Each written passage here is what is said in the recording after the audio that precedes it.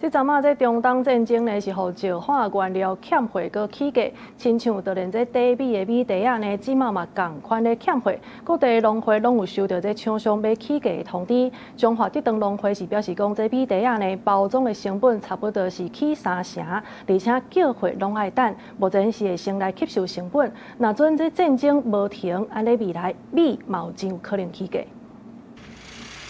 一袋白米底好準備要出貨，這是中華真有名的德東米，平均一個月會當銷出16萬包的米。但是中東戰爭造成石化相關的原物料起價，這陣佫傳出米袋啊起價佫叫無貨進行。咱這個因為美伊戰爭引起咱的原物料都在上漲尤其咱這飼料類的部分，造成到咱這咱這成本的大幅上漲咱這收入的廠商來通知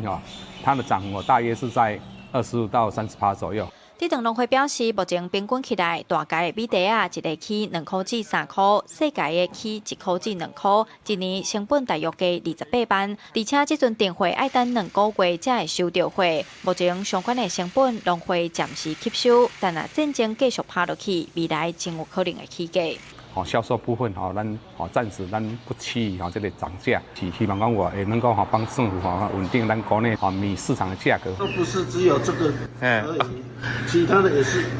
也有漲價啊。可是要吃還是會買啊，如果漲價，我們家還是會照買啊，因為還是就是都會吃，因為我們還是支持台灣米啊。中東戰爭衝擊石油供應鏈，造成國際塑膠原料起關價。雖望目前農會暫時吸收起價成本，但若戰爭無停，原物料繼續起價，未來對民生物資的繼續影響恐驚會愈大。記者楊淑靜，中華報道。